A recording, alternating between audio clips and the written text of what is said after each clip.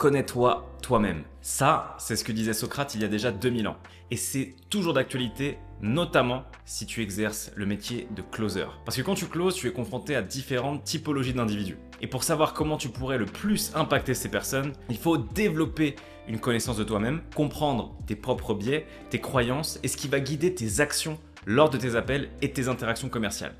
Aujourd'hui, en me basant sur la méthodologie DISC et MBTI, j'ai développé 5 archétypes dans lesquels tu vas te retrouver en tant que closer. Ces archétypes, ils vont te permettre de comprendre ce que tu fais qui fonctionne, les limites de cette approche et ce que tu peux corriger pour essayer d'impacter encore plus de personnes. Car le but n'est pas juste d'être un closer, c'est d'être vraiment le A-player que tu peux devenir. J'ai personnellement formé et managé des centaines de closers. Des appels de vente, j'en ai écouté des centaines, si ce n'est peut-être même des milliers aujourd'hui. Donc j'ai repéré toutes ces petites caractéristiques, je vais t'en détailler 5 aujourd'hui. Et le meilleur archétype pour closer n'est pas forcément celui que tu penses. Like et abonne-toi pour ne rien rater, c'est parti avec le premier archétype. Le premier archétype, c'est le lion, le dominant. On est sur un profil DISC rouge qui se traduirait par un MBTI, ENTJ, ESTJ. Le lion, tu l'as déjà rencontré. C'est celui qui est un leader naturel dans son appel.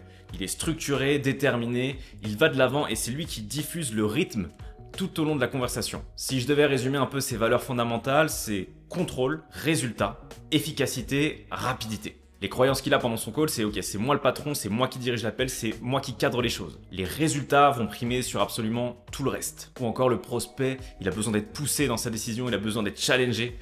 Et je vais l'emmener à cette destination. Donc ce profil, il est très bien dans le sens où c'est pas quelqu'un qui va se faire marcher dessus. C'est quelqu'un qui part au front pour gagner. Le problème de cette attitude, c'est que ça peut matcher sur une certaine typologie de prospects, donc qui sont en général des prospects qui vont lui ressembler un petit peu, qui sont des CEO, des personnes qui ont besoin de résultats tout de suite maintenant et qui orientent le discours de cette façon-là. Donc en B2B, ça peut être assez avantageux cette posture-là. En B2C, en revanche, ça peut très vite amener à des situations de confrontation. Et la confrontation, on veut l'éviter dans la vente parce que t'es pas là pour te battre avec ton prospect, tu es là pour collaborer avec lui afin de trouver la meilleure solution. Et le problème du dominant, c'est que très souvent, il va aller dans du hard closing. Ça veut dire qu'il va trop forcer la main à la personne et elle va finir par acheter et le regretter très rapidement derrière. Et c'est souvent un des profils qui peut avoir un bon taux de conversion, mais qui derrière, si on le tempère avec le taux de remboursement, et bah ça change un petit peu sa stat. Et un des soucis que va justement avoir ce profil lion, c'est qu'il écoute pas assez son prospect. Il n'arrive pas à se connecter, il n'arrive pas à entendre ce que le prospect lui dit. Il est tellement focalisé sur son objectif d'avancer dans le call et d'aller closer que limite il peut parfois l'interrompre ou ne pas laisser le prospect aller au bout de sa pensée. Et ça peut se traduire par une relation de confiance qui en est altérée. Et voilà, le fait que le prospect puisse se sentir trop sous pression avec ce type de profil et qu'il juste coupe court à la conversation avec une excuse, un petit peu un écran de fumée. Et typiquement, le dominant, il n'aura pas forcément un bon relationnel post-appel sur son follow-up. Donc ça, c'est exactement ce qu'il doit travailler. Capacité à un petit peu mieux connecter avec la personne, lui laisser plus d'espace dans le call, donc réussir à toujours avoir cette notion de cadrage, laisser un petit peu plus d'espace à la personne pour s'exprimer et être comprise et jouer sur le duo émotion, logique résultat. Deuxième profil, on va avoir le perroquet, l'influent. On est sur un profil DISC type jaune et le profil MBTI serait ENFP, ESFP. Les traits de caractère du perroquet, c'est ce côté sociable, dynamique, énergique, enthousiaste. Il arrive à transférer autour de lui un sentiment de bien-être. Il a vraiment ce côté humain qui est très apprécié et qui fait que les personnes sont à l'aise pour discuter avec lui. C'est la personne avec laquelle tu sais que tu vas passer en général plutôt un bon moment. Il te met très rapidement à l'aise et à travers son enthousiasme, à travers son sourire et son énergie, il arrive à t'emmener avec lui. Dans ses valeurs fondamentales, on va retrouver la notion de liberté, de connexion, de plaisir et de créativité. Les croyances qu'il va avoir, c'est ok, si le prospect m'aime bien, il achètera. La vente, c'est avant tout une bonne conversation, où il faut vraiment éviter les moments inconfortables dans l'appel. Ce qui va caractériser les appels d'un perroquet, c'est qu'il va y avoir une connexion presque instantanée. Très rapidement, il va pouvoir accéder à un niveau de confiance avec son prospect qui va être plutôt élevé. Il n'est pas rare pour un perroquet d'obtenir des réponses déjà très deep assez tôt dans la conversation, à condition qu'il ne tire pas trop la couverture vers lui. Et oui, parce que le perroquet, il adore parler. Il adore parler de lui, même si il va essayer de se baser sur ce que l'autre dit, il va quand même occuper pas mal d'espace. Et il n'est pas rare que quand on analyse un call d'un perroquet, on se rende compte qu'il a plus parlé dans l'appel que son prospect. Alors que quand on est dans un appel de vente, on sait que l'important, la star de l'appel, c'est le prospect. Donc c'est lui qui doit parler la plupart du temps. Et donc le perroquet, il peut aussi se perdre dans la structure de son appel, du fait de ce défaut de trop parler. Il va avoir envie de trop expliquer les choses, ou de rebondir trop sur des expériences ou des valeurs qu'on a en commun avec le prospect. Imaginons que son prospect fasse de la moto, le perroquet il va plonger dedans. Ah ouais, t'as quoi comme moto? Ah ouais, bah moi il y a 5-6 ans aussi j'avais une moto, ah bah j'ai eu un accident et tout, je te raconte pas, bon, une vraie galère le truc, et ça va vraiment être voilà, un petit peu ce style de commercial qui a l'avantage de mettre à l'aise, mais c'est là où il va pêcher un petit peu dans le dernier geste. C'est qu'il va pas être capable d'emmener le prospect dans des situations un peu plus inconfortables qui sont, elles, créatrices de déclic, avec les questions qui vont faire un peu plus mal. Il va avoir plus de difficultés à assumer l'identité du coach, de celui qui challenge, et plutôt préférer l'identité du collègue, du confident, de la personne avec laquelle on se sent bien. Et c'est là son défaut. C'est que si on se sent juste bien avec lui, c'est quelqu'un qui va tomber dans un petit peu cette friend zone du prospect. À l'inverse du rouge, en général, le prospect il peut conserver un bon relationnel post-rendez-vous sur des follow-up, mais son défaut, c'est que il va falloir faire un R2, R3, R4 avec ses prospects pour peut-être enfin arriver à un close. Parce qu'il a juste fait sentir qu'il était sympa, mais pas forcément qu'il était la meilleure personne pour résoudre le problème.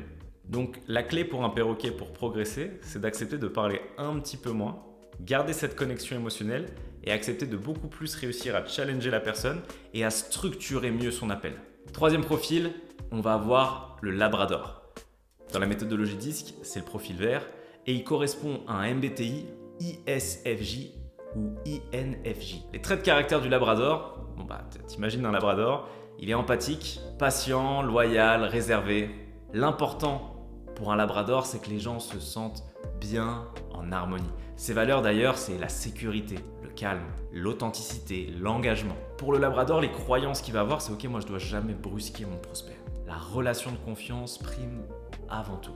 Et si je comprends assez bien son problème, il achètera naturellement. C'est un petit peu le coach hippie you, très connecté, un peu dans la retenue, mais à qui on adore parler. À l'inverse du perroquet, le labrador, il est très à l'aise pour parler très peu pendant son call.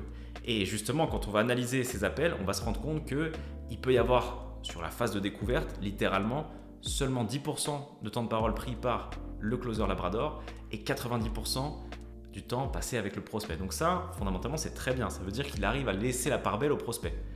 Il va poser peu de questions qui vont être très impactantes. Il va réussir à creuser, donc aller avoir cette attitude du coach, d'aller chercher les bonnes informations. Mais parfois, il va manquer un petit peu de mordant. Il va manquer de cette capacité à aller challenger encore une fois, à vraiment réussir à des fois même interrompre stratégiquement pour remettre la personne sur les bons rails plutôt que de la laisser cette fois-ci parler elle, mais parler de tout et n'importe quoi et ce qui n'a pas vraiment de lien avec le call qu'on est en train de faire ici et maintenant. Donc le labrador, il faut garder cette écoute active qui est très très puissante, mais amener une couche de leadership par-dessus. Et vraiment assumer cette posture de je ne suis pas seulement là pour écouter, c'est une partie de mon rôle, mais je suis là aussi pour transformer et emmener la personne vers cette destination.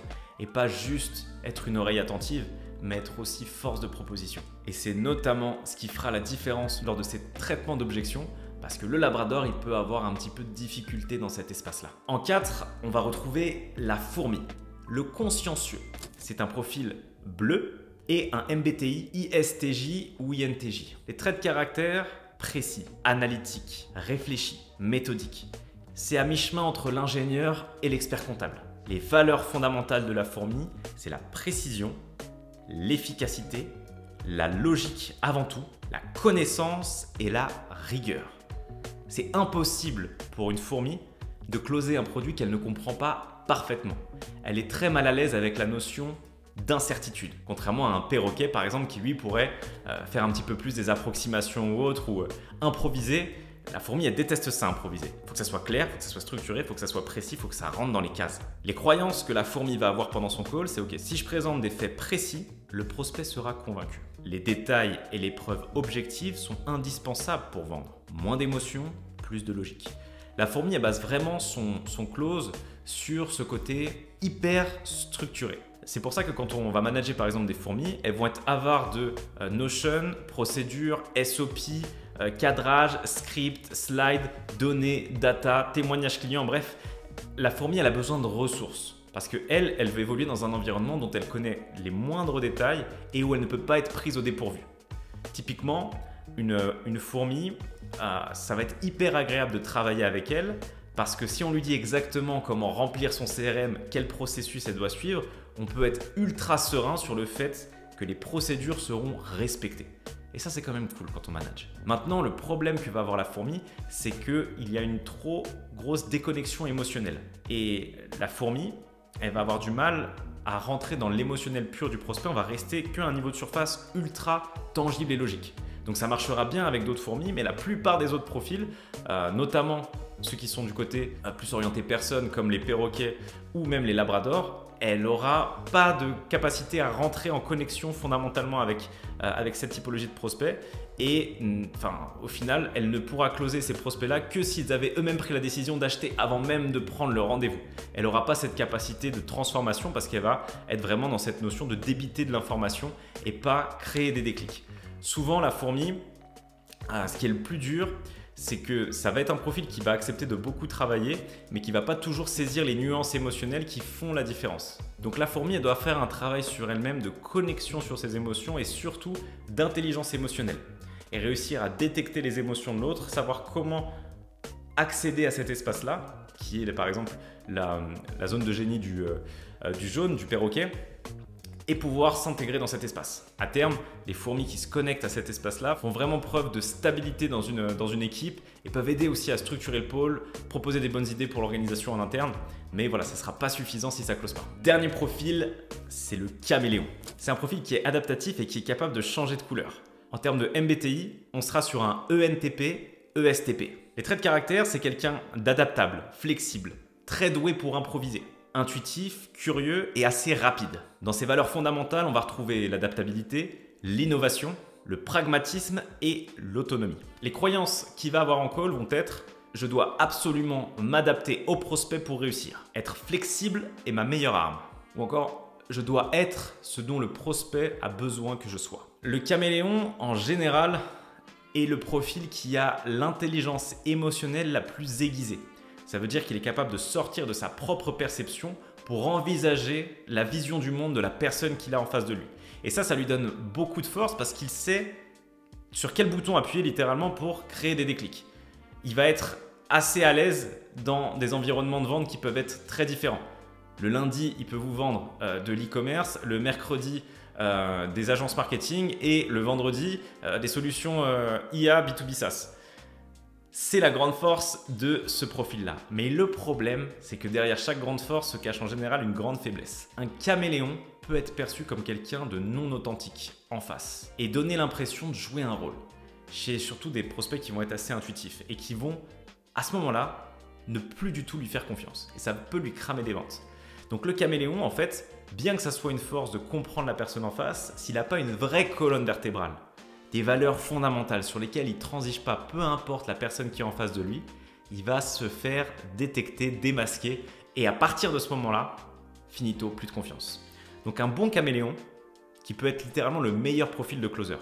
Quand il a une vraie colonne vertébrale, des valeurs qui sont affirmées et que selon le profil qu'il a en face, il s'adapte légèrement tout en gardant ce socle, il peut être super fort.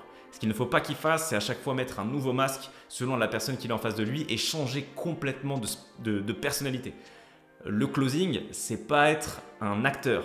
Le closing, c'est d'être fondamentalement soi, en comprenant ses forces et ses faiblesses et savoir s'adapter à l'autre dans une certaine mesure. Mais ça ne veut pas dire se travestir encore une fois ou jouer un rôle. Alors, d'après toi, quel est ton archétype? Encore une fois, on va souvent être un mélange de différentes choses. On va rarement être la caricature de notre archétype.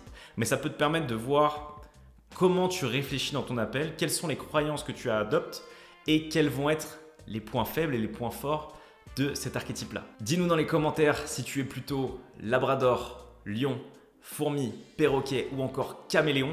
Et n'hésite pas aussi à apporter peut-être des précisions là sur une vidéo que j'ai essayé de faire assez courte. Et il y a pas mal de nuances que j'ai pas pu aller chercher.